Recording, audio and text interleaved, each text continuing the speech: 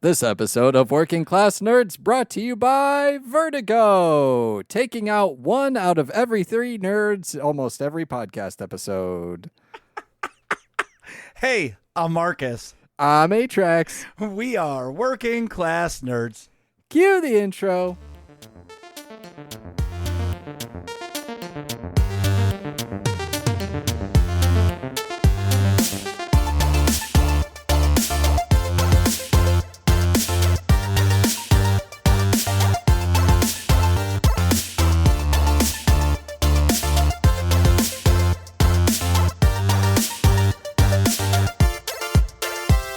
That's right, we are Working Class Nerds, the podcast that gives you no information about your favorite information. Today is Thursday, August 17th, 2023, and you can find this 211 podcast on Apple Podcasts, Buzzsprout, Google Podcasts, Stitcher, Spotify, and anywhere you can find a podcast in the galaxy far, far away.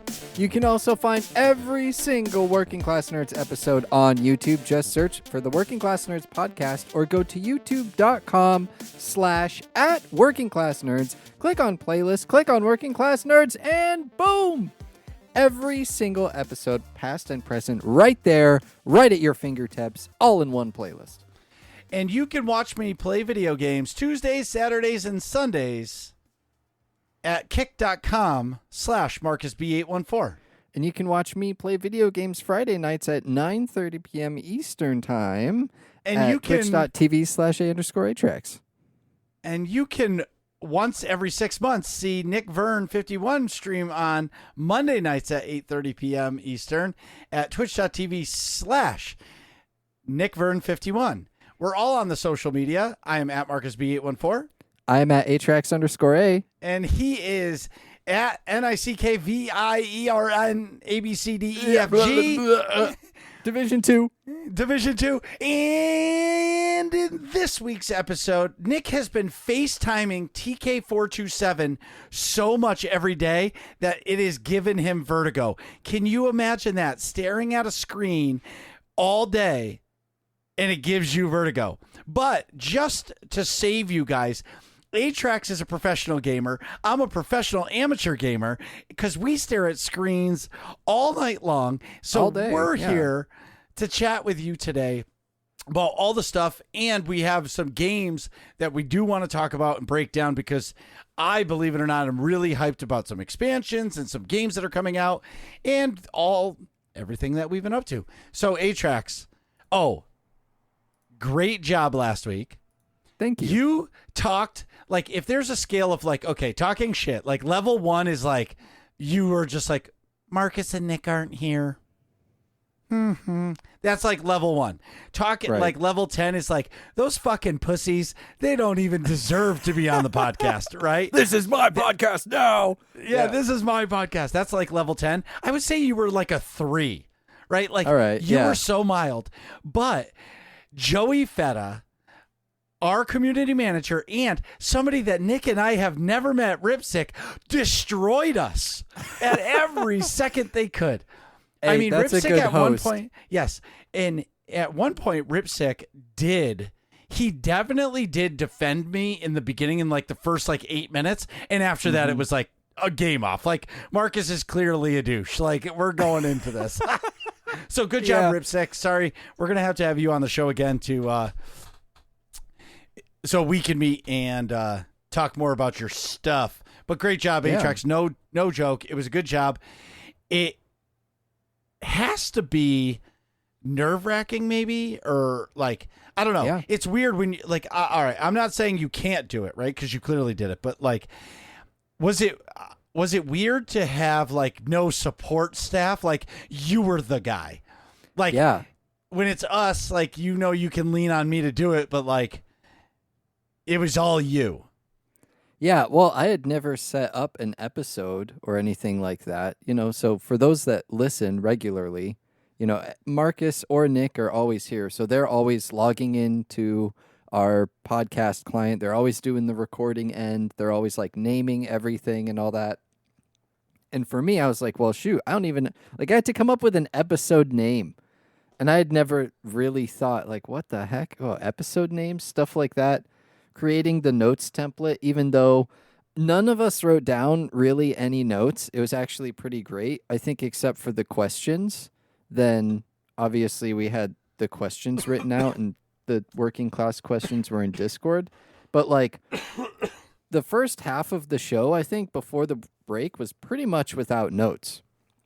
We did Yeah. like the intro. Feta and I did the intro and that was it. Like after that, all the stuff that we were just talking about, no notes or anything like that. And it was but you I thought it came out good. also right, but you also did the AIE section to perfection.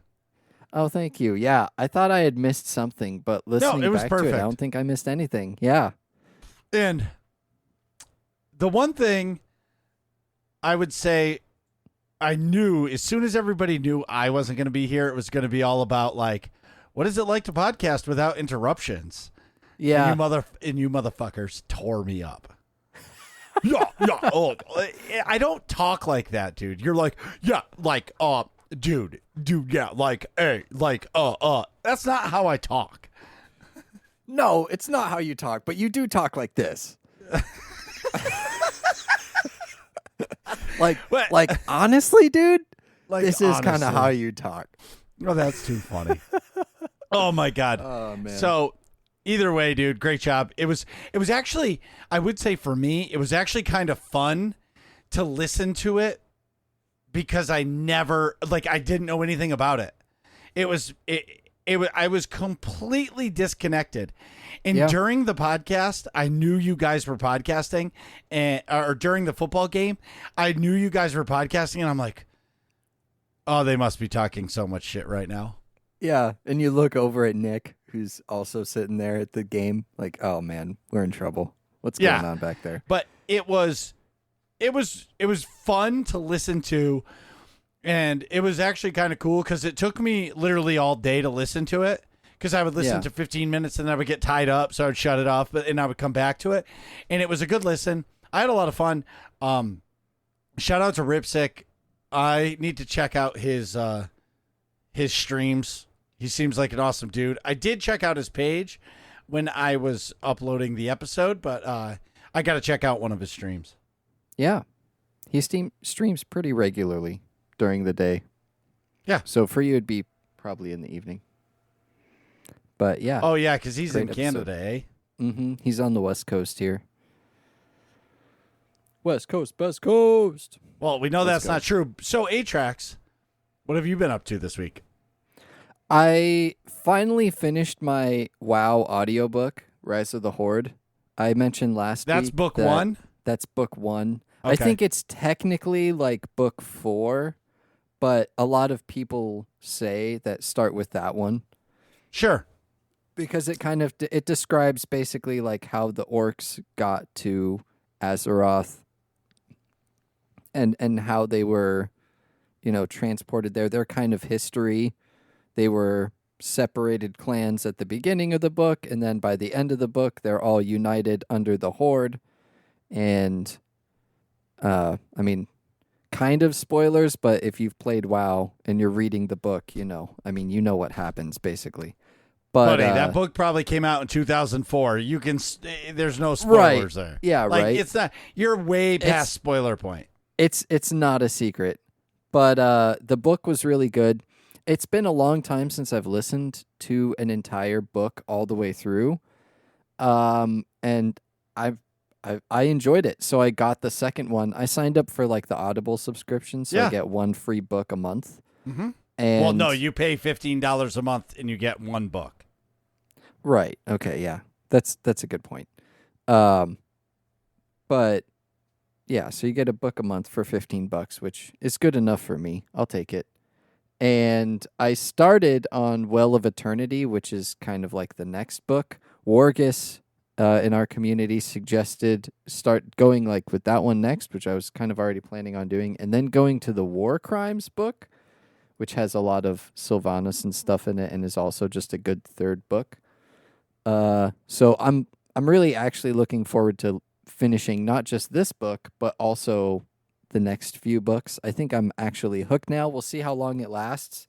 But between yesterday and today, I've listened to, I think, 5 hours of it already. So I'm a good way. I think I'm at chapter 6. So I'm a good way through the book already. And yeah, it's really engaging. A bunch of people are stuck inside the well of eternity. Some people got teleported all over the place. There's creepy creatures and all sorts of that fun stuff happening. And with all this kind of back knowledge that I'm getting, it's making my WoW Classic playthrough that I've been slowly doing a lot more enjoyable because it's like, oh, I recognize this land, which was named after this character in this book that happened forever ago. And oh, hey, this is another like main character in this other book that I'm now listening to. So it's kind of neat to see all that stuff come together more or less. Well, and I understand it because so I've been reading, actually physically reading the Warhammer books. Oh yeah. But the first book I read was the Horus Heresy book, which that's set before Warhammer, but it's like how it all started. You know what I mean? The whole story of like the Emperor and the Imperium and like all of that stuff. This is how it started. So it's a really good starting point. Right. I'm actually reading 2 books now. So it's the second one in the Horus Heresy, which is called False Gods, and then I'm in this Dark Imperium book. So I'm kind of bouncing between both, but I do know what you're saying. I have had Audible for years. I think I just stopped my subscription because I have 5 credits sitting there. Right. You know what I mean? Like, so like once you I'm use like, all 5, then you'll resubscribe. then I'll re-sign in up. like Right. Exactly. 2 months or something. Right. Exactly. But I love listening to books, A, while driving, and B, at work. Yeah. Because like when you're like doing, I don't want to say a menial task, but like you're not doing something that like you're thinking about like 1 + 1 is 2, like that, and you're just working. It's such an engaging thing that you can like forget about how bad work sucks right at that point. Mm-hmm. Yeah, absolutely. And when you find a book series that you like and you can get into a video game or maybe a show from it, I think it makes the book better. Oh, yeah. And it helps you visualize stuff a little bit better, too. You know, like there's characters like Illidan and Malfurion and, you know, like a bunch of big names in World of Warcraft that now I recognize. I'm like, oh, yeah, this is crazy. This is what they were doing way before the game. You know, like this is how they got there. All of that fun stuff. It enriches the world that you're in. I tried to do the Star Wars books, but I got too distracted, and maybe I just need to go back and try again now that I've actually completed one book and I'm into another. I need to just try listening to books more, and then maybe I'll start actually reading because oh man, I can't read while working. I guess that's a good thing too, that I'm not trying to like read while working. But I don't know. Listening to the books has made WoW Classic leveling really enjoyable. I'm still level 10, but I've enjoyed the same leveling areas. Just, I don't know, just because it's just like, oh yeah, I'm here in the book. Or I can even listen to the book while I'm playing. That's also kind of, because then it's just mindless grinding and listening to a book about the game. I don't know. It's good times. I think that's where I was spoiled with SWTOR, because the story was so engaging, and there's always somebody talking, where in WoW, there isn't really that much talking in the base game. Yeah, it's a lot of, there's not very many cutscenes. It's a lot of quest reading. Yeah. If you really want to get the lore. Steve, and go kill 10 orcs. It's not even like that. It's you click on the character, and because they're an orc, they're like, yeah. And then you have this entire paragraph of what they just said, and it's like, greetings, fellow traveler. My name is Orkgor, and I am here on the 52nd Tribunal Squad of the Horde, and I have a quest for you. You need to go and collect 17 bear pelts that will be randomly spawning over in the Silver Pine Forest. Like, yeah. Oh, man. Those classic games really have a special place in my heart. And now books are slowly becoming more and more a part of my life too, which I think is cool. I think everybody should either listen to or read books every once in a while because it keeps your mind going, it keeps it sharp. I've also been so in the past I have notoriously hated on this game, and now I don't hate it as much anymore. I think it's just like it's a mid-tier game, but because I got the battle pass for free, I've been kind of inclined to finish it, and I'm getting pretty close. And the game, of course, that I'm talking about is Fortnite. Mm. It's now that there's zero build and people can't just build a fortress up out of nowhere and it's just kind of like a normal battle royale. It's really fun to just run in there and destroy people for, like 5 or 6 matches and then leave. I don't play for very long. I have a couple of friends that also play. But I've been doing some solo games just to get the quests done. Like I go in, I get 5 or 6 quests done, and I dip out. And I don't know, it's been fun. I can get at least 1 or 2 kills a game, which in a battle royale is, for me, sufficient. I feel like I'm, like, I don't know, you get loot good enough, and you can land, and usually, if you know how to engage properly, like, these certain guns are mid-range, these certain guns are long-range, these certain guns are close-range. You just swap to that weapon whenever you get in a certain range, and you don't miss your shots, and you're going to win. You'll be fine. I don't know. It's kind of easy, and it's just kind of fun. I feel like I needed to mention it because in the past I've really hated on the game, almost as much as Destiny, maybe even more. But now I'm slightly enjoying it. It's gotten to a 5 out of 10 instead of a 0 out of 10. Like I don't know. I'm sorry. I think it's actually a decent game. The zero build. I don't bother playing with the actual build. I don't think anybody does anymore. Hates it? No, I'm saying I don't think anybody plays build mode anymore. Oh yeah, I doubt it. You know what I mean? Like maybe like kids. True. But I do know a few people that play it. They love no build. Yeah. They actually told me that it's like a complete different game, and they said they think it's better than like COD now with zero build. They said it's just a fun battle royale. It's really balanced well. I have played it one time, and it was during build mode, and I was just like, whatever. This is not for me. Right. Yeah. But you're not the only one that says the no build is awesome. Yeah. And I think the other thing for me that adds to it is the game is clearly just, we have the battle royale aspect, right? And the other half is straight like cash shop cosmetics, like printing money. That's their goal. The item shop is full. But and I think I said this on a previous episode. So I had pre-ordered the original Fortnite, which was when the game came out, it was advertised as like a zombie defense co-op game. Yep. It wasn't even battle royales weren't popular yet. I remember that.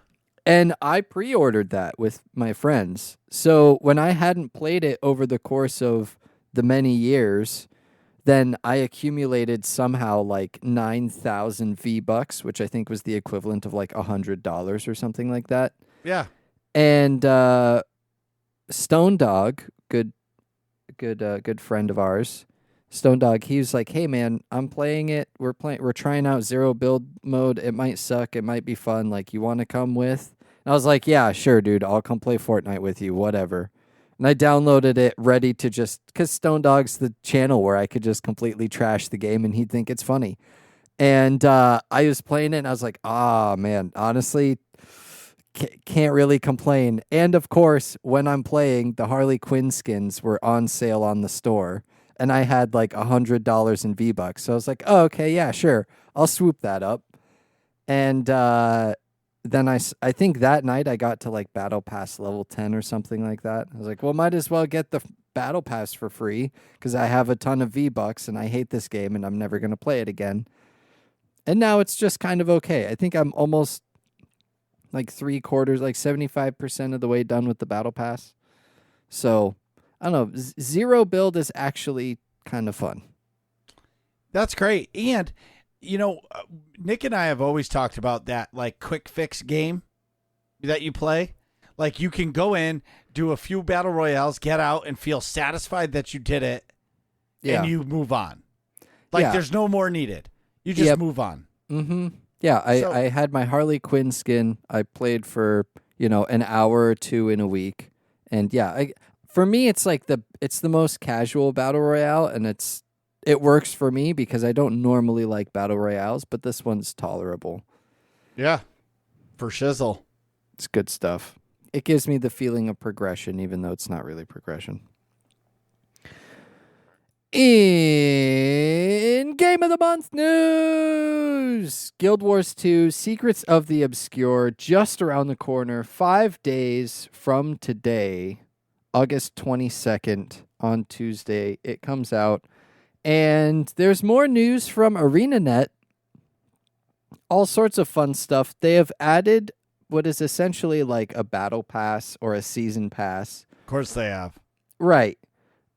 Which is trying to get new ways for players to earn rewards. And they say ultimately our goal with it's called the Wizard's Vault. Ultimately, our goal with the Wizard's Vault is to help you find things to do in Guild Wars 2 and then reward you for doing those things. So you don't have to pay for it. Nobody has to pay for it. It doesn't matter what expansion you have. It's just free.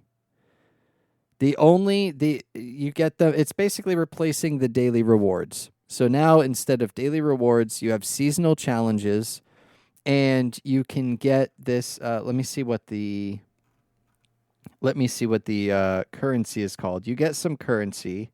It's called like Ethereum or something like that. Astral Acclaim. You get Astral Acclaim for completing certain tasks, and you can trade those in for rewards from the vault. And of course, these rewards are seasonal, and so they rotate. But they don't want you to feel like you're time gated. So basically, the idea is you will have the current season rewards.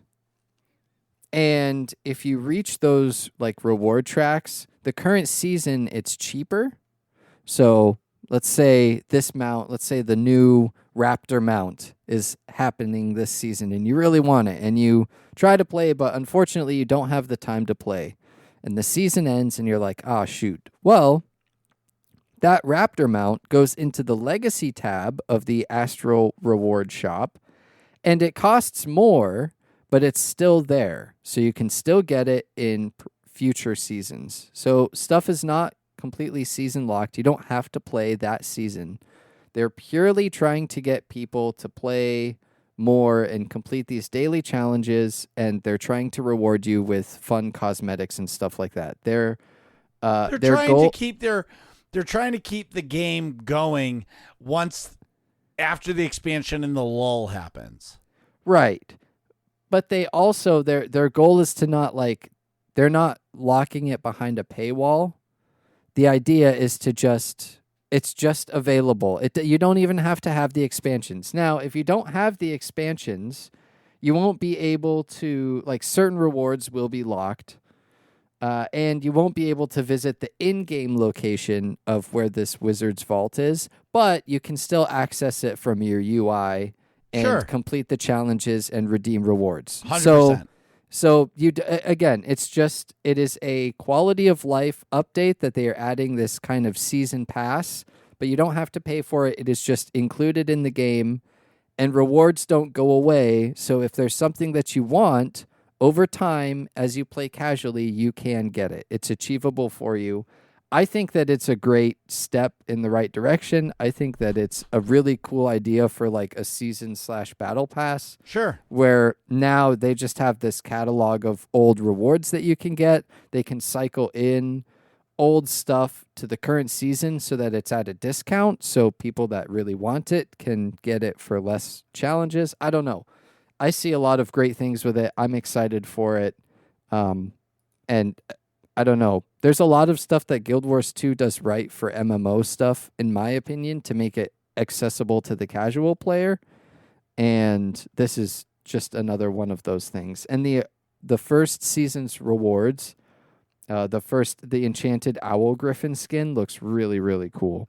So go check it out. Guild Wars 2, free to play, up to I think it's like the entire story mission, like all the campaigns. You can play up to max level for free with very few limitations. So yeah, I'll be streaming it on Friday.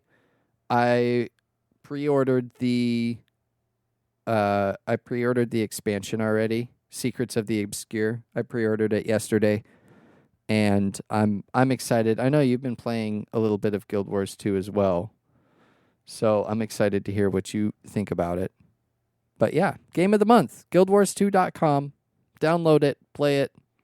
Let us know what you think about it in the Discord. You can find the Discord information in the show description or video description of the video on YouTube. Marcus, how have you been doing, man? It's been a minute. Yeah, so I was on vacation last week, which I'll get to, but I want to just circle back to Guild Wars 2. So I've been playing Guild Wars 2 super casually, but every time I play it, I have a good time. Like Nice. the other night, I don't know what, I worked, then I rode the Peloton, came downstairs, and I just did like 2 of like, I don't know what they're called. They have hearts on the map. Those are essentially the quests. They're like, I don't know, that's the best way I can describe them, is the hearts are like the main quests of the area. Oh, sure. See, like I look at them as like daily quests. Like they're easy, go fetch quests. Yeah, so the hearts are like the main quest of the area, but you can repeat them for diminishing return rewards, I believe. Sure. So I just did 2 or 3 of those, and I unlocked another area of the map, and like I went to bed, and I felt accomplished, like the quick fix game. Like I felt accomplished. It felt fun. I did feel a little. I feel like so they have this thing called the Adventurer or something, and I'm in level 2 where it's like sell an item, craft something, and it's like. Oh, yeah, like the beginner introductory achievements. Yeah, and I haven't done any of that shit, which that's fine. I think for me, the hardest part of Guild Wars is knowing what the next thing to do is. Yeah. But it also does a really good job of just letting you explore, and you just find those fetch quests or hero points or this or that. Right. I really do enjoy it. Am I going to get the expansion? Probably not right away, because I don't think there's a reason, unless Atrax tells me right now that there's a reason for me to do that, not at max level. Because I'm sure with an expansion, you're going to have a raise of level cap. So it's probably going to go to 85. Nope. They have not increased their level cap ever. It's been 80 since launch, and at least I think. But their goal is to never increase the level cap. And the reason for that is, again, to kind of keep it casual, and so that you can disappear for 6 months, come back, and just right away play the new stuff. So then you're playing the new expansion for just rewards? Well, you're playing it because it's new Guild Wars content. It's fun.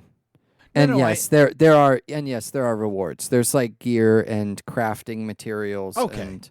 And like so, and they have new mounts and new areas. So basically, the idea is the kind of the rewards now for playing are like the mounts have received an upgrade. So now the flying mount, the Sky Scale, can shoot fireballs and stuff like that. Yeah, when you gain the mastery. So that's kind of the idea. Is like. They don't increase the level cap because they don't want you to increase in gear and all of that stuff. That's not the idea. They want you to increase in convenience of the game and cool stuff that you can do in the game. Okay. Yeah. Yeah. Okay. Yeah. Oh, yeah. Absolutely. Yeah. Oh, yeah. Absolutely. Yeah. Oh, totally. Get it. Yeah. Either way, I'm enjoying it. It's a fun game. You did mention it was free to play. I like Atrax bought me the game. I still don't know what the difference of the buying the game versus not buying the game. I don't know what the difference is. So if that's the case, then play it for free. Yeah, it's kind of like SWOTOR in the sense of you can play through pretty much the entire story and a lot of other stuff, and you have very minimal account. Like you're not going to get any mounts, so you're running around everywhere. And I forget what the free-to-play versus pay-to-play thing is. But You'll have to look that up. clearly, the ArenaNet is doing pretty good if they're releasing another expansion. Yeah. The game is in a healthy state if they're releasing another expansion. I have to say, in my experience with the game, people want to support it because it's a really fun game and it's very casual. Like they don't lock you behind a paid subscription. You pay for the game once and that's it. So you have money to spend on cosmetics. I don't know how much money I've spent on the game, but I'd say I've probably spent $400 on the game. I've bought skins and stuff like that. It's fun to do that. Yeah, I get it.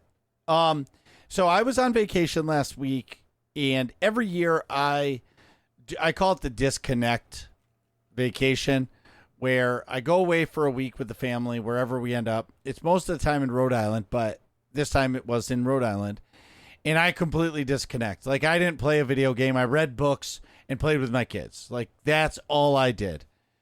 Went out to dinner, had an awesome dinner for my anniversary, and spending time with my kids is just genuine fun to me.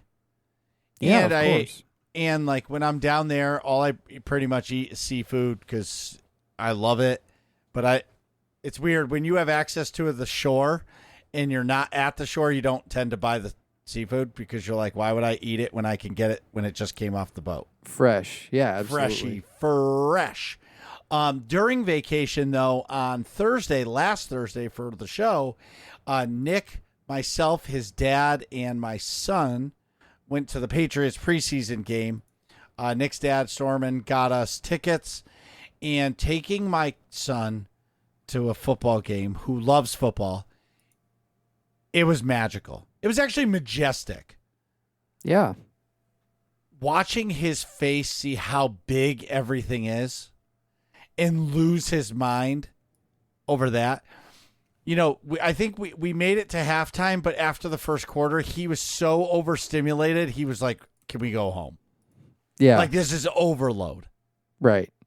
But it was funny because, a preseason game, let's say I think the stadium holds 70,000 people. There's probably 30,000 there. If right, that. yeah. Because it's preseason, yeah. Right, because it's preseason and it's an early preseason game. So there was like nobody there. So when the announcer was talking, you could hear the echo of the announcer. Oh, nice. Where when that place is fun, when you're, when the place is packed, you barely even hear the announcer. Mm-hmm. But it was great. Storman got my son his first jersey, his first Patriots jersey, which was fucking awesome. Which one was it? Mac Jones, their quarterback. Nice. Yeah, it was awesome, man. I like genuine, like he's never gonna forget that in his life. Like everybody has moments in time, and you're like, 4 years old, they won't remember it. I can't imagine that this kid won't forget this. Right. There's moments in your life of things that you'll just never, ever forget. And if they do, there'll be pictures of it. And I remember being scared by the buzzer at sporting events, mostly basketball games, because it was like so loud. And that, it pierced my ears, and I was like, let's make it stop. But yeah, you're never too young to remember something. Well, okay, maybe you are, but yeah, but I feel when like you're that's that age, yeah, but like it's a big moment. Either Yeah, way. absolutely. I have been, so I came back, and honestly, I've been playing a lot of Guild Wars 2 casually. I have recently made a change in my life, and I was scrolling through YouTube Shorts, and this like motivational speaker guy, he's like, "Hey, everybody in this class is," it was like a business motivation, like marketing class, but it was Yeah. all dads. Right. And he's like, "Let me ask you a question." He goes, "The way you look right now today, is that how you want your kids to look when they're 40 or your age?" It fucking hit hard, dude. Mm. And that was on vacation. And about halfway through, I like realized like it's time for me to step it up. Ever since I've been on the Peloton every day, doing push-ups, sit-ups, dude, I'm rocked. Like my body hasn't been this sore in a long time. Oh, I bet. And like eating way better and just, Well, that's good. yeah, dude, I just feel better. Like Are you- tonight, I was late to the podcast because I have 3 different workouts that I do. They're like 15 minutes and they're different every day. And then I get on the Peloton and ride it for 20 or 30 minutes. I'm a sweaty mess. But you know what's awesome is my daughter does gymnastics and she's like in incredible shape. She's doing burpees in like a walk down way. And I'm like, like Yeah, a dog, trying to like keep up. dying. No, I'm not even trying to keep up. Like I do 5 of them and I'm fucking dead. Yeah. You know what I mean? But like, it's like from day 1 to today, my push-ups are better. You know what I mean? Yeah. And I feel good. But the best part is every time I finish, my 2 kids tell me they're proud of me. Aw. Proud of you, Dad. That's awesome. And I'm like, I'm doing this for you guys. yeah. Myself It's nice too. they appreciate it. Right. Yeah. I've been doing the Destiny thing. I've been playing a lot of Destiny in the meantime. Not a real lot. I did clan night this week.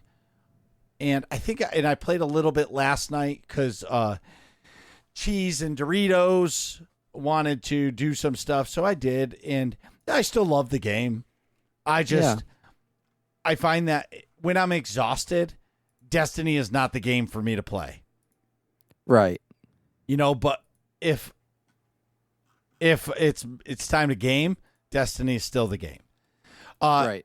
Clearly, I've taken a small break from streaming between last week on vacation, and I'm currently building a kitchen, and I'm so close for it to be done that, like, I needed to focus this week, like, every day. So I get out of work at 3:30. I get out of work. I come home, change, poop, and I'm in my truck, and I'm at my shop by, like, 4:15, 4:30, and I work till 8 o'clock. Quarter of 8, 8 o'clock, get home, do my workout, and then I can game or whatever. So, Right. long story short is I was forced to take a little break from streaming, and I'm reevaluating a little bit. I'm coming back, but I got to decide, you know, what are my stream goals? Where is it going? You know, do I want to stay on Kick? Do I really want to push on Kick to get affiliate, or do I want to just go back to Twitch? You know, there's no wrong answer with it. You know what I mean? Yeah, absolutely. You know, there's community members that are like, dude, we miss you streaming. People have told me, you know, but the community is still really strong there. Right.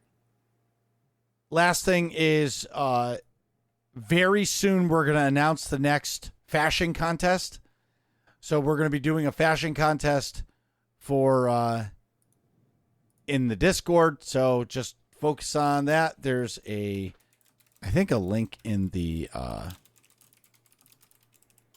have a link in the like a show channel thing. I don't know what you call it. Like a category in the Discord that is showing that. I'm really excited to announce that because we're going to have some good prizes. Last thing is, honestly, everybody, thank you. Everybody's so awesome in our community. Yeah, absolutely. And it's awesome having that.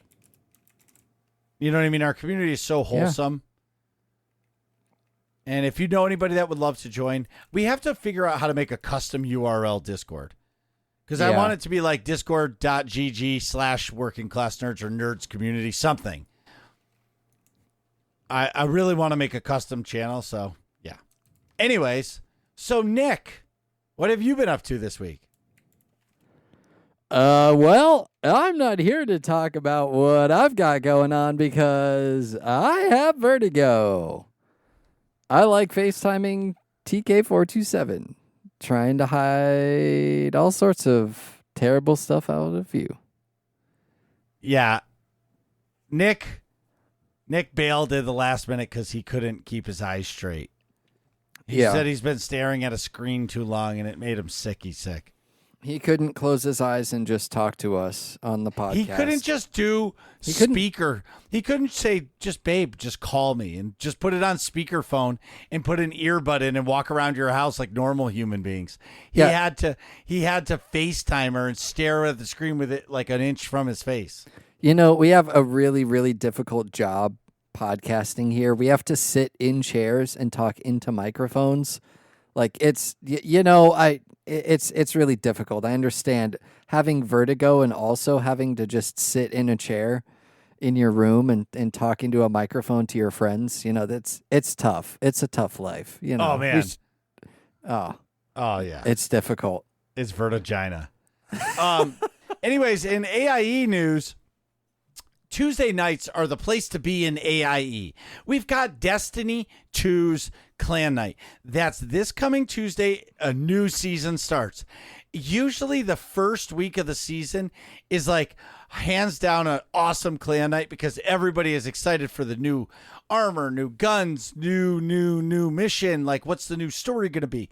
And like, even though Atrax isn't a fan of Destiny 2, it's a really fun Clan Night. And even if you're not there in Clan Night playing it, just come in the Discord and hang out with us.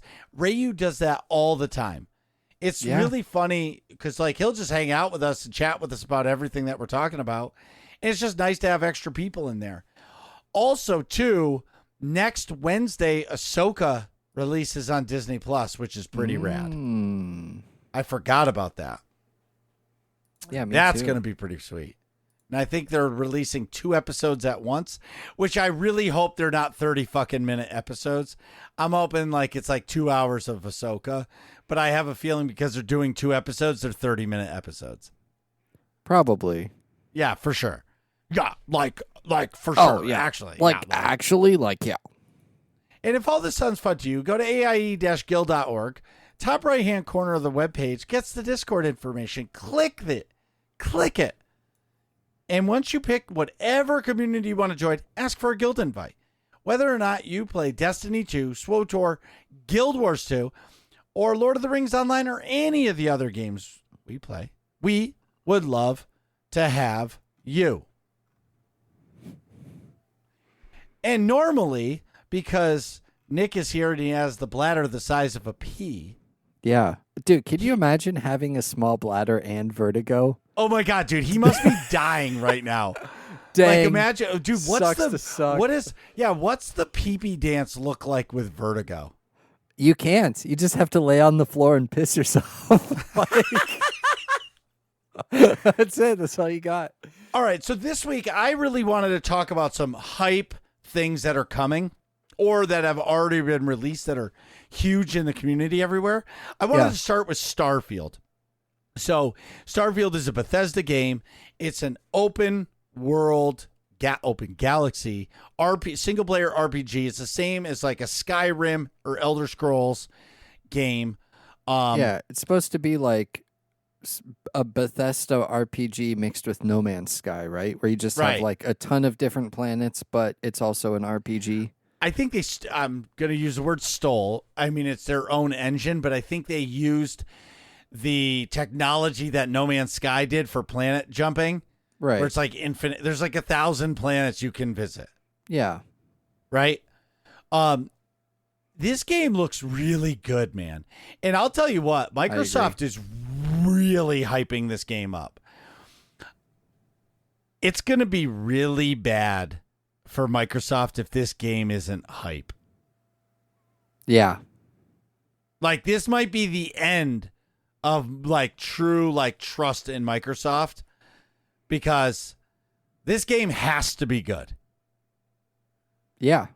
Well, and Bethesda, right? Because after Fallout 76, what have they released since Fallout 76? Doom I'm not Eternal? Huh? Doom Eternal, I think. That's not a Bethesda game, is it? I thought it was. Oh, well, Doom Eternal was dope. Well, Fallout 76 was out of their realm, right? They're like, we're going to create a Fallout MMO. And in my opinion, they did it wrong in the sense of they should have like focused on PC gamers and did it. And when Fallout 76 was released, it was terrible. But I know people that play Fallout 76 and they love it now. They're like, I've heard it's gotten a lot better. They say it's not even the same game. Yeah. Okay, really quick. So they did make Doom Eternal. They also made Deathloop, which is a good game. I've heard good things about Deathloop. Ghostwire Tokyo, which I haven't heard too much about. Mighty Doom, which actually looks pretty fun. Oh, wait, that's iPhone, Android. And Redfall, which Redfall was a flop, if I remember. Yes, correctly. It was. Yeah.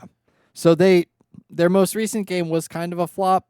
I remember when Starfield launched, and it was pretty huge. It's Starfield? also not launched. Sorry, announced. Not launched. Oh, this is going to be announced. big. It's like Fallout New Vegas meets Outer Worlds meets No Man's Sky meets Skyrim. Like I know people that play Destiny only, and they said that when that game comes out, don't call them for a month. Yeah. Like they're taking their week's vacation from work is to play that game. It's the first new universe in over 25 years for Bethesda. That's what I'm saying, man. And Bethesda they're known for single player RPGs. I mean, it's Nick's favorite game development company. Yeah. I mean, he's got thousands of hours in Skyrim. Yep. Well, and the Doom games are like a great revamp, in my opinion. Yeah. I don't know. Yeah, I agree with you. It looks great. I haven't pre-ordered it yet. I don't know if I will. I might wait until it comes out. So it's funny you talk about pre-ordering.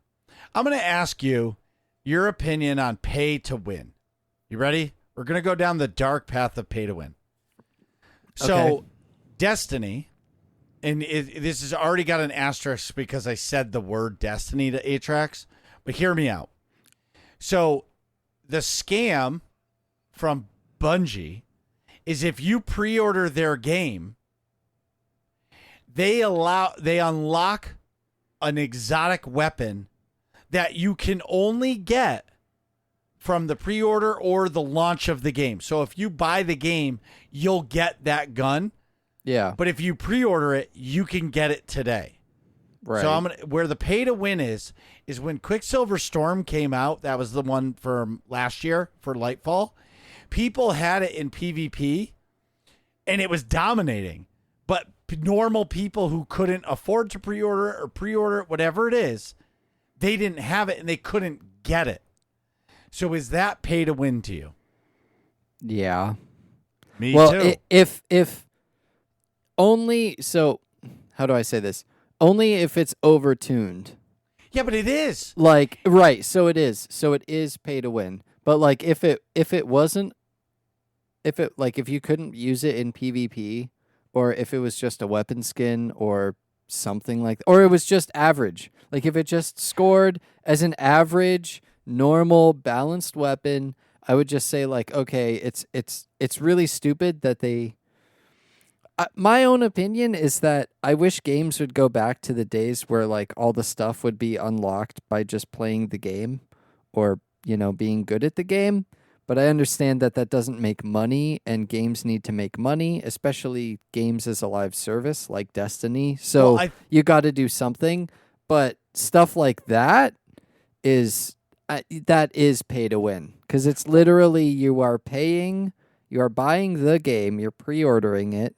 It's a certain window for you to gain an increase in power that makes you better than everybody else. Well, it gives. Okay, so let's say my team, my three-person fire team is 3 versus 3. All three of us have Quicksilver Storm. Atrax, your team doesn't, right? And you're getting destroyed. Yeah. But you guys don't have it. Whether we could be better PvP players than you, but you're going to be like, fuck, we don't have that gun. This is bullshit. Right. You know what I mean? Even if the game, and here's the other thing, but if it's an exotic, that gun should dominate because it's an exotic and you only get one exotic slot. I don't know. I feel like if you pre-order the game, you should get like GameStop, like back in the day, you pre-order the game, you got a special skin for Sub-Zero.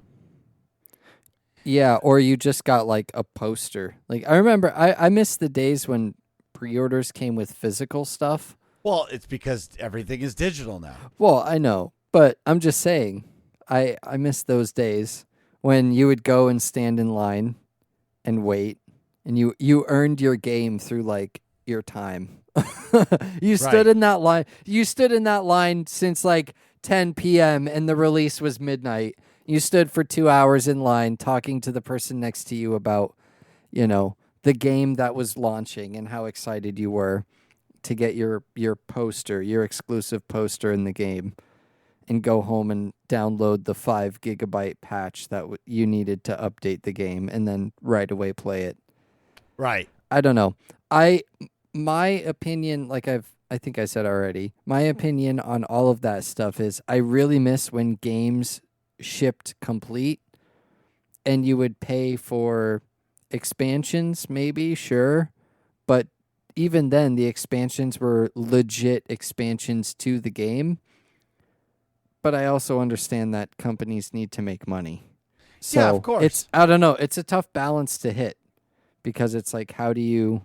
And I'll take it back to Guild Wars. I think Guild Wars has done a pretty good job of making all of the stuff that you pay for either a legit expansion like Secrets of the Obscure, where it's new areas, and even then, if you don't buy the expansion, you can play the rest of the game and enjoy the rest of the game without the expansion.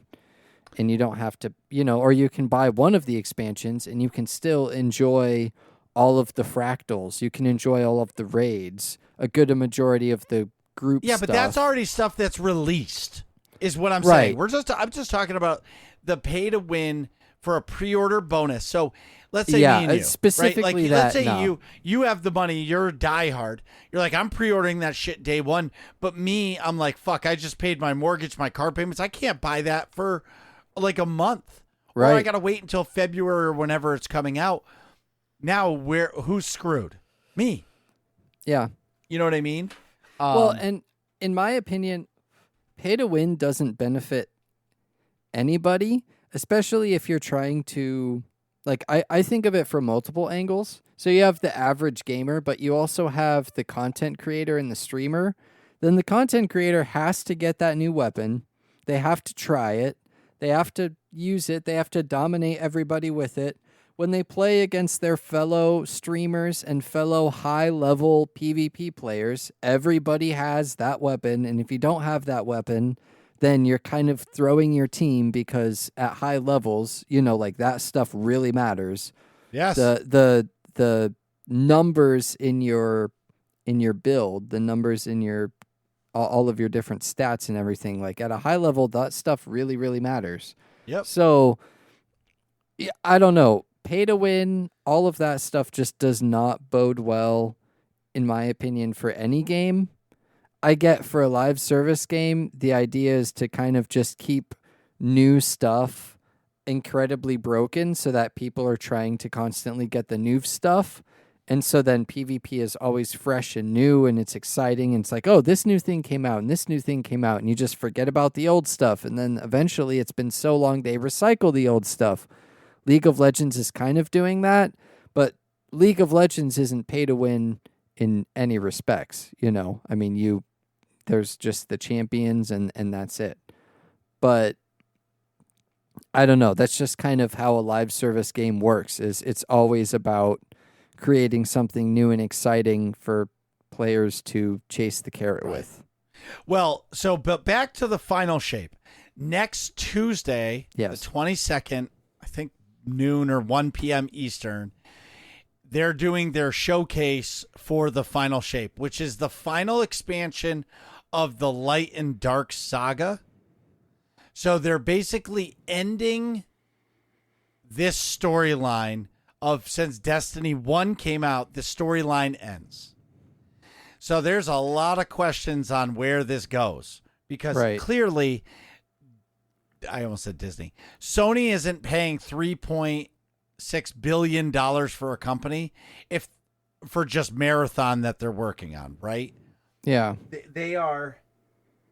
They're clearly, they have more stuff worked out for Destiny. Me personally, I think there's Destiny 3. I think the engine is at its end. They need to do it. This is the end. In Destiny 3, I'm not saying I think it's going to be called Destiny Online, honestly. And they're going to go that route. But this Tuesday is their showcase, and they're going to be talking about the story and what's to come in this expansion and how everything matters. So I'm really excited for it. It's just basically a hype video. Right. They've been talking. There's been some drama in the community where, like, the state of the game article came out and it was like half-assed and it sounded terrible. And then the game director came out and did like a video where he like talked about all the awesome things that are coming. So I think they were doing a little damage control. But at the end of the day, people are going to complain about everything all the time. Yeah. And the expansion's going to be great. I feel like Bungie is going to put all of their apples into this, and it's going to be fucking amazing. And at the end of it, it's going to be unreal. The curiosity part of me is, so they do their seasons like their battle pass. After the expansion, there's 4 seasons in a year. So when you kill the big bad in the expansion, are they going to start the next storyline from there? It's really, when you have an end to a live service game, it's going to be really interesting how they try to keep the game going after the expansion. Or does the game just instantly die? Yeah, that'll be interesting to see. I mean, Anyways, you know my opinion. Well, no. I know, but you still play live service games, so you right. You yeah, understand I what I'm understand saying. the business model. I feel like let's see. Let me think this over for a sec. What they should do, or how I would go about doing, just in general, like a live service game, trying to end it, and then thinking about the future, because like you said, Bungie has to be doing like a Destiny 3 or something like that. What you would have to do is end all of the storylines, but find a way to... So maybe all the big action storylines end, but for that live service game, let's say they want to keep Destiny 2 alive, they just want to keep it online. You could have dailies that would be, quote-unquote, daily living for the Guardians at that time. Yeah. Right? Oh. So it'd just be like all the big epicness ends, and then now it's like, all right, well, back to harvesting moon rocks or something like that. That's right? dead game. People will instantly stop playing the game. Well, but as soon as you announce that, then, within 4 days you announce Destiny 3. Right. Oh, so sure. that's what I mean is like looking forward is as soon as you have that next game prepared, loaded in the chamber, which I'm sure they do, then you announce like, all right, all the big stuff is over. Boom, Destiny 3. Look forward to that. Grind for something in Destiny 2 so that you can get it in Destiny 3 because your Bungie account will be linked. Right. Speaking of Sony and Bungie, PS5s I read are on sale for $450. I don't know if they're still going on, but hear me out on this. I have an Xbox Series S, but I regret doing it because something with a console makes me want to go to a video game store and buy the game. Yeah. Where on the PC, I just buy it on Steam and I'm completely content with that. Done. But it feels wrong on a console. Right. Oh man. Sorry. And the other thing good. is what I don't like. So like Steam games are cheaper than console games for the most part. Like EA game, like I feel like the sales happen more often. It feels like to me. Well, yeah, but like it like fucking pisses me off when you go onto like Xbox Live Store and Monster Jam Steel Titans is still $60, but you can drive to GameStop or whatever your video game store is and get a used copy for $15. Right. But you can't buy a disc copy because it doesn't have a game code in it for you to upload to the Series S. So you're almost better off buying a disc version console. Yeah. I mean, maybe that's why they try and incentivize people to go to the local game store. No, they're trying to. I almost they just never want to charge buy top tier. Yeah, I almost never buy physical anymore, which is sad because I miss buying physical and having my shelves full of games. But I think I said on the last show that I have like 1,000 games between all of my libraries, but they're all digital. So I do miss having that giant game collection, but I also like the convenience of digital. So I don't know, stuff. I agree with you though.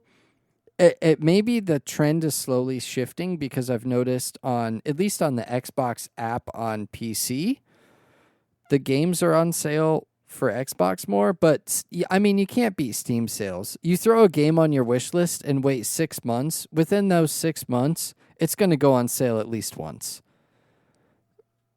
Unless it's like a brand new game that just released, and then maybe it won't. Maybe it's, within I don't know what the length of right now sales, like how long it takes for a new game to go on sale. But three games out of my, I don't know how many I have. 3 of my games that are on my wish list are on sale. Now they might be not like super mega discounted, but they're on sale. So I'll put it to you this: for me, 1 out of 17, but let's see, 2, 4, 5, 6. Only 6 of them I can actually buy because the other 9 are pre-order games. Sure. So it's 1 of 6 for me that are on sale right now, and it's 40% off, $30 instead of $50, so $20 off. There we go. Also, too, there's a game that came like people are like raving about. You hear about this game? Are you talking about the next game on the list? Yeah. Yes. So I added this late in the notes for people that don't know. It's Baldur's Gate 3. A lot of people have been playing it. I've been watching streams, like the streamers that I watch have been playing it. People are like, man, I don't know if I should play my main game or Baldur's Gate 3. I bought it literally during the show because I was like, oh, crap. That's right. This game. Wait, you just bought it like just now? Like I bought it. Yeah, I bought it.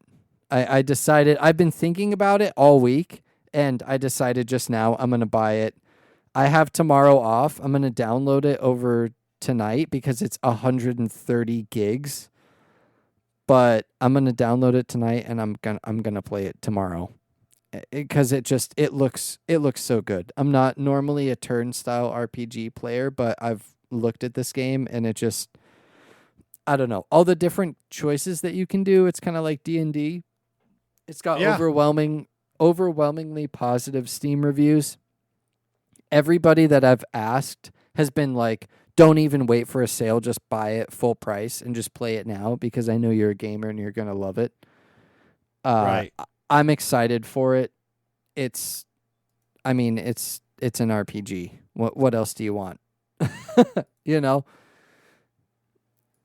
Have you seen much about it, Marcus? What I've seen is people just raving about the story and the quality of game and how great it is. There was some drama about how you can go fully nude, and I was like, who cares? But but people are like, if you're streaming this game and you go full nude, does that break terms of service? I feel like it does. I mean, people have been hit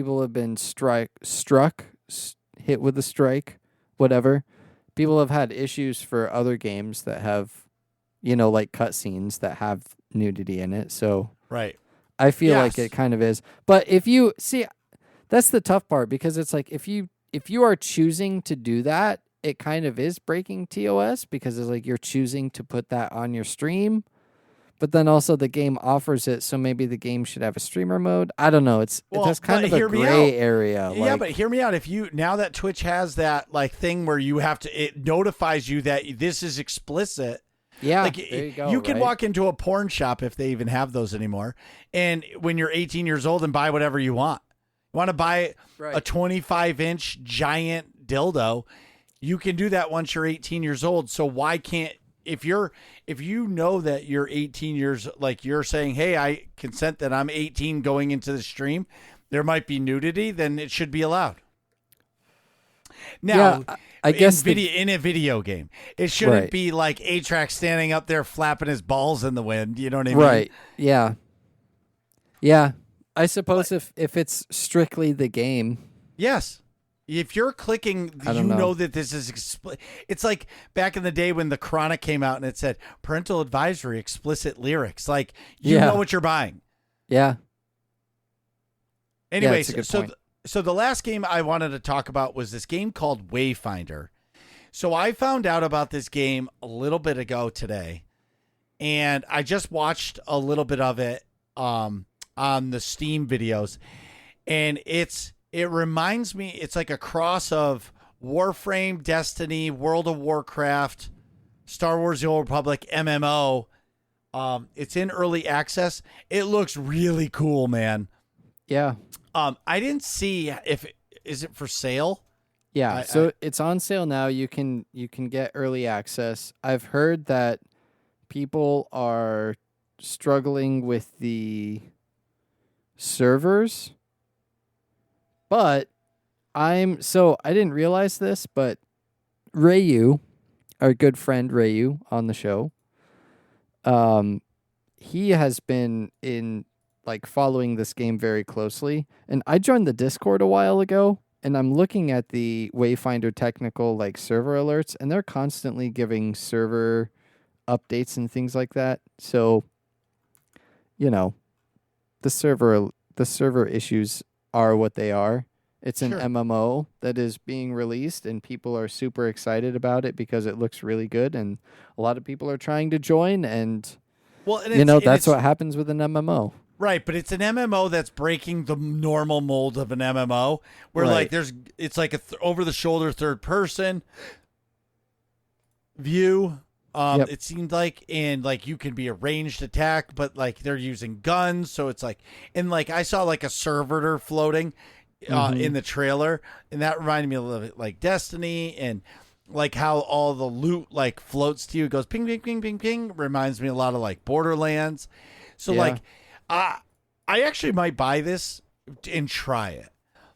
I know but then again, I really like Guild Wars 2, so it's really hard, but this game looks fantastic. Yeah, I agree. Maybe it'll be Marcus's game of the month one of these months. Ooh. Yeah, I would love to have some input on Game of the Month. Yeah, what I like about Game of the Month is I kind of want to keep Game of the Month to free, or even $5 limit, because I was thinking $30. for me it's hard. Well, you can do that, but I'm just thinking of if it's a free to play game, then you can. I'm trying to think of the right way to say this. If it's free to play, anybody can play it. Right. So if you're in a financial bind or you don't want to spend the money, I wouldn't want somebody to spend $30 on a game that we're playing for a month. Yeah, they may end up loving it, but versus you can find enough free to play or $5 games that people can play. But anyway, Yeah. it's time. Oh, wait. I really want to have Sovi on the show. Yeah. I feel like he contributes so much to our show. I'd love to get him on the show. You heard that live on the show. Oh shit, I forgot we Sovi, were recording that. you're being called out. You forgot we were recording, bro. We've been recording for like an hour. My mind just went. You heard it here live on the show. Marcus forgot we were recording the show. Is that better than getting Vertigo? We won't know. Oh, snap. Atrax with the flow, proving to be a great host of the show. Thank you all so much for listening. Sovi, you are constantly contributing to the working class questions. That's right, working class questions. Questions submitted by you, our working class nerds, every single week. If you want to submit a working class question, go to the Discord. If you're not in our Discord, join the Discord. I can't speak at all, apparently, trying to do this off the cuff. But join the Discord. You submit questions every single week, and we answer them. It's almost like an AMA every week. Yeah. And we love them. Yeah, so I just wanted to pull out one question from last week that Doritos asked. Yeah. And it said, what is one thing you are looking forward to for the community during the rest of 2023? And I'm going to be fully honest. I thought about this a lot. And really what I'm looking forward to most is growing the community in the Discord and having the Discord more active. But the other side is what I'm looking forward to is myself, Atrax, and Nick being way more active and being around, just in general. And, I feel like, and our community manager, and we need a job name for Rayu to call him out when we need him. We got to think of a job for him. We need some sort of he used to be the people's tank. We need some sort of No, but he's almost like the overseer. You know what I mean? Oh yeah, the nerds overseer. Yeah, something like that where he's overseeing and he's always around and he's always commenting on shit. Yeah. Even to me, and he's like, "Hey, this is kind of messed up. You should change that. You suck at this. Do something about it." He's always got a comment and we got to think of a job title for him. But anyways, so Doritos, really it's growing the Discord and just being there more for you guys. Yeah. That's pretty much for me, my goal. We heard Atrax is we'll have to ask Nick this same question next week. But if I was to guess what Nick's answer would be, it would be to spend less time in the Discord, less time playing video games, and more time FaceTiming, getting Vertigo with TK427. That Probably. Would be my guess. Yeah, I'm sure. He's like, I'm going to show TK427 to the nerds community, and then we're going to leave. Bye.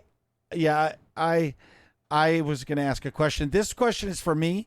Atrax, how did you feel last week holding down the podcast for alone? It was interesting, but I definitely surrounded myself with the right people. Feta and Rip made for an easy show. It was definitely weird being the point man. Okay, I need to make sure that Rip and Feta both know what's going on. I need to assemble the notes, even though we didn't really use them a whole lot until the second half of the show. I still needed to make them. I still needed to send them out. I still needed to make the announcement for working class questions. I just had to be hyper aware of everything that was going on to make sure that we delivered the working class nerds quality that everyone expected. And hopefully, in the eyes of our listener, I did that. But I don't know. I was nervous, but also as soon as we got into it, I was going. Then I was big and flowing, just big vibing, all that good stuff. Yeah, I don't know. It was nervous, but then just another podcast episode. Sure. And then I had a question for Marcus and Nick, but Nick's not here because he's got vertigo and, we've already been over that. What was it? So I'm going to ask you, Marcus, what was it like listening to an episode of your own podcast without you or Nick on it? Because I know that you've been gone for a couple episodes, but Nick's been here. So now, no Nick. How do I compare to an episode held down by Nick? Well, Oh, that's a better question. Am I a better episode host than Nick? it's different. You guys are two different personalities, so you can't really say it like that. I know, I'm just kidding. So the emotions of it are, I wasn't nervous because clearly if you're the third host on our podcast or on the podcast, we trust you, right? Right. So yeah. I wasn't worried about that. I think listening to it was actually really fun because I had zero idea what was going on. Yeah. And it was the first time ever. So 210 will always go down in history as the first time that Nick and I weren't there. But it also made me really excited for the growth of the show to where, let's say in the future, you had a guest that you really wanted on the show, but they work 6 days a week and the only day off they have is Tuesdays, right? And Right. Nick and I couldn't be on the show. There is zero reason why you couldn't record an extra episode of the podcast with said person and it would be completely fine. It's just growth. Like we're talking about growing the Discord and growing the community. This episode showed that the show has evolved over 5 years, almost 6 now, to be able to not have Nick and I on it. Yeah. Would I want that more? No, because us three are the hosts. Yeah. But it's still quality that, obviously, if you've never listened to the podcast and you hear you guys, you're not even going to know who Marcus and Nick are. Right. But at the same time, you guys reference it enough. I don't know. I thought it was pretty cool. Anyways, speaking of Sovi, Marcus and Nick, what game did you go see? We saw the Patriots versus the Texans pregame. Texans won. Atrax, did you and Chetta have fun? Did you do your homework? Yes, we had a ton of fun, and Rip also had fun. I'm going to include him as well. All three of us had a lot of fun, and I tried my best to do my homework and prepare. A little bit was improv, but I think that also added to the fun of the episode. You got the big W with the AIE, so you did your homework. Yeah, exactly. I did enough homework. See, that's the thing. So in my experience in high school, I did enough homework to where I could get close to 100% on the tests. I never got below maybe a 90% on tests in high school, but I never did any homework. So that's just been my flow, pay attention during class, do very little homework just to make sure that I know how to do everything, and then show up for test day. For sure. For everyone, Sobi asked, should I ask he/him to my handle? Just kidding. It was funny. My opinion is if that's what you want to do, you do it. I'm not going to do it because I feel like I'm neutral. Zero opinion here. Yeah, if that's what you want to do, you do it. Sovi asks, Atrax, for that idea for a community event tied to the game of the month, don't even have to add a night for it. Just pick a specific number of Friday for the month and have it then. Second, third. Oh, okay, so pick a night. Well, I think the way I understood it last week, and I'm going to interrupt you. No, go ahead. We're in the brainstorming phase of this. Game of the month is just getting off the ground. I think it would be awesome to do a community night, but then what's hard about a community night, and I'll say this, is now you're married to that. Yep. And because people are people will look forward to it. Now, you could, instead of that, you could say, hey, every first Friday of the month of the new game of the month is community night. You know what I mean? Where like, hey, I'm encouraging everybody to download the said free game or whatever game I'm playing on Friday night as the game of the month. And that's going to be our community night, the first Friday that we do that. That's an easier way to do it because you're going to be playing it anyway. Right. Yeah, I'll be honest, Sophie, like I'm still in the trying to play the game of the month every stream phase because I mean, I think a lot of people know for me it's hard to just play like say, okay, yes, I will play this one game regularly for a certain amount of period of time. I don't know. I like to just play whatever. But I am trying to, like Marcus said, it's kind of in the early stages, and I am trying to grow it in a way that the community likes. So thank you for the ideas, and I will try to make it more firm what I will be doing and involve the community more. You know, like you said, a community event. Maybe it's just for the weekend. You know, like I highlight the weekend and say, all right, I'm going to stream at some point this weekend and I'll be streaming the game and come and hang out.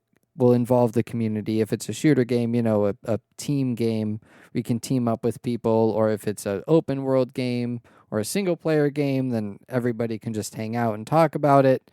So please keep the suggestions coming for game of the month because we'll continue implementing it and developing it as time goes on. Right now it's just highlighting a specific game and to get the community talking about it and also myself streaming it. But we will try to get a specific day. Sure. Has any of you had anything fun or different to eat this week? Try a new dish or a restaurant? Actually, yes, today. Yeah, you did. Huh? Yeah, you did. Yeah. So today I normally don't get breakfast burritos at the taco truck that shows up at my work every single day. Normally I get 3 carne asada tacos with chipotle mayonnaise on them. And it's so good. Ever since I discovered that sauce, it's elevated it to an even How higher much is plane. one taco? $2.50. That's such a home run, dude. Yeah. $7.50 for like essentially breakfast and lunch at the same time because they show up at about 10:30 and I take my first break then 15 minutes to sit down and just eat some tacos and then I come back and eat the third one at my lunch break at 1 and it's perfect. I get off at 3:30 and I go home and I eat more food. It's wonderful. But today so this week has been a weird week for me at work because it's been so hot, 100 degrees plus for the past week. I've been starting at 5 a.m. and getting off at 1:30 instead of starting at 7 a.m. and getting off at 3:30. So because of that, the taco truck, which shows up at around 10:30, that's been my lunch break instead of my first break.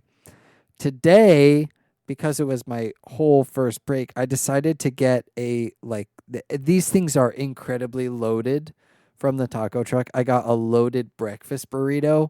How much was it? $9. Okay. But it was every bit worth the $9. This thing Sure. was so hot, like getting it in my hand, like it was so hot. It was like lava. I had to transfer it between hands as I was walking to my car. Like it was so hot.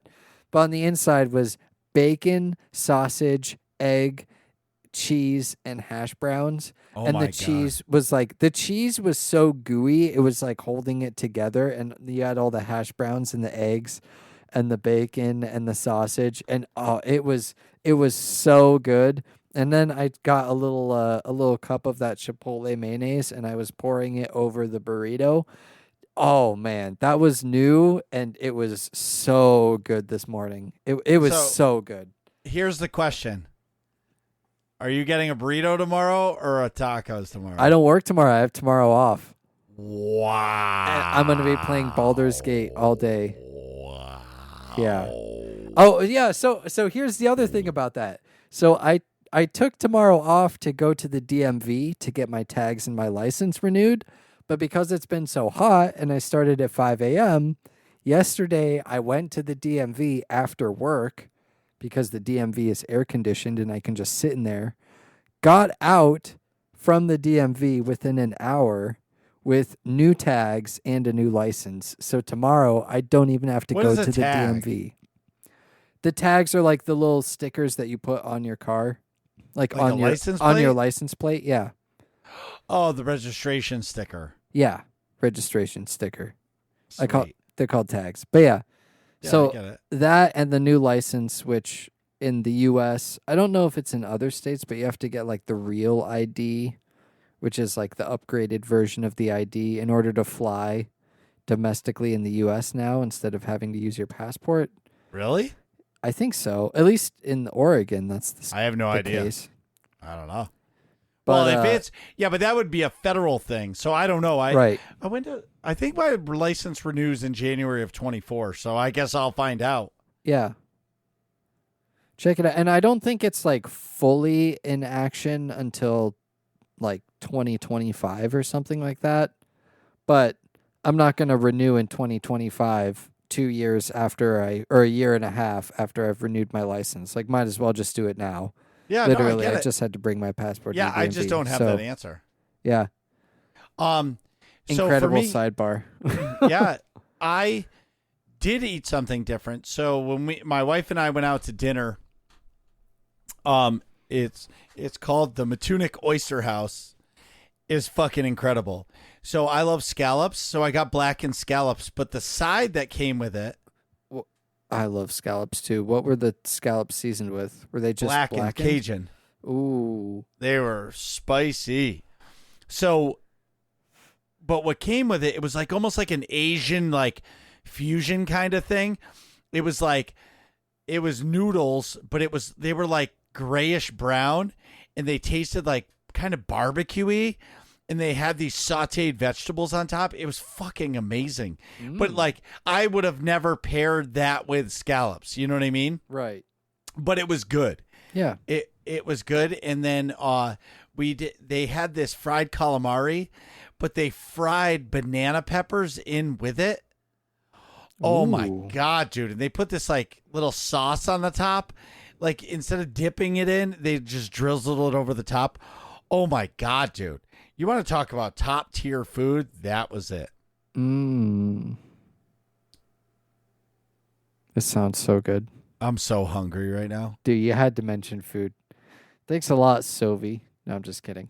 Oh, Wargus adds to it. Wargus adds to it. Chinese buffet or hibachi grill buffet. For those that don't know the difference, a Chinese buffet has all of the food made, ready to go. A hibachi buffet lets you fill a plate with veggies, noodles, rice, meat, sauce that you want, and they cook it for you and bring it out. I like the grills. I think this is a hibachi grill, but I like the ones where I get to watch them cook it. Like I bring all of my stuff up to them, but then I get to stand there and watch them cook it on a giant like flat top. I think that's hibachi style. Yeah. That would be my preferred way to go. Chinese buffets are good too, where all the stuff is made, but I don't know. I feel like when I get to watch it be cooked, then all the germs that people have sneezed on it and like touched with their hands and stuff like that, at least it's, grilled off more or less. If I'm going to a buffet, hibachi, I've never been to a hibachi buffet. Every time I've ever done it, I've sat in front of them and they do a show in front of you. Oh, and you're those are sitting cool, around too. the hibachi guy. You know what I mean? Yeah. That's the only time I've ever done hibachi. He does like I've never- the flaming onion ring tower. Exactly. Like, Yeah. yeah. But I'm going to play a different sidebar game with it, but I prefer Chinese food over hibachi. Yeah. Like, I love Yeah. General Tso's chicken and pork fried rice. Oh, like dude, an fried egg rice roll? is so good. Yep. Right? Egg roll, Miso soup. I've never had that. And if I have, I didn't know that that's what it was called. It's like a salty soy soup with seaweed in it. I don't know if I've ever had that. I'll have to ask for it the next time I go. But I do. Oh, I do really. That's Japanese. Oh, Yeah. Well, whatever. yeah, close enough. Yeah. Doritos asks, Wait, Marcus. who? It's Doritos.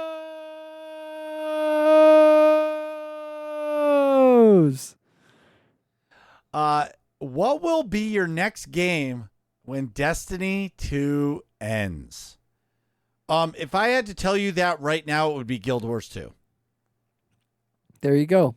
Possibly Wayfinder. Which, by the way, one of my friends on Steam, like the little Steam notification pops up. One of my friends is playing Wayfinder right now. So there you go. Oh, you should message that person. Oh, okay. Ask him. Oh my God. So I texted Rayu. I said, "Hey, you playing Wayfinder?" He goes, "What's up, Yankee? I have it ready to download once I'm back home from vacation." I said, "Oh snap, we're talking about it on the podcast. I want to try it." He goes, "You're talking about it on the podcast, dude? Y'all have to get into it. It's a really awesome game. Zero pay to win. Everything can be earned in game. Love the studios who are behind it." There it is. Well, there you go. From Rayu himself. Doritos asks Nick, "What is your next RPG going to be?" I can answer that. Starfield. There it is. Or something about overcoming vertigo. And all of us, what is your Mount Rushmore of video game characters with the best hair? Oh, fuck. that's a great question. The best hair? The best hair. Oh, shit. Well, Harley Quinn is technically a video game character, so I'll throw Harley Quinn in there. Sora from Kingdom Hearts. Another great hairstyle.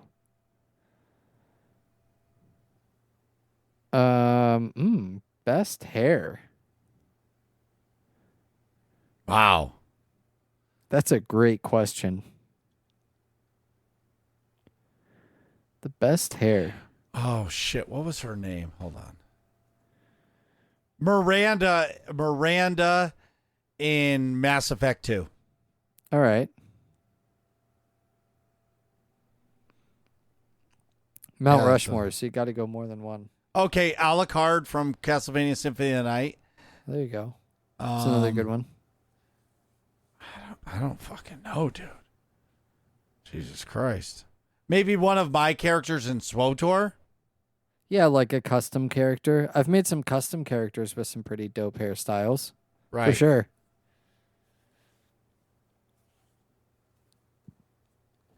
Yeah. Last what question. What are yours, Doritos? I want to know. Yeah, what is yours? Last question. What is your favorite recipe for your grandmother to make? Oh, mine's easy. Right out the bat. So my grandmother passed away a few years ago, but she made a homemade cheesecake. It's hands down the greatest thing ever made. Ooh, that's a good one. My grandma makes a lot of good dishes. I'll say pot roast with mashed potatoes and gravy. Oh, it's so good. I don't know what it is. The way that she makes the gravy and seasons the pot roast, like all of it is just, and the mashed potatoes, all of it goes together so well. You get like the gravy and the mashed potatoes and some pot roast all in one bite. And it is just, it is so good. Yeah. Yeah, dude. Yeah, dude. Oh, man. What are you guys talking about in here? Find out next episode of Working Class Nerds.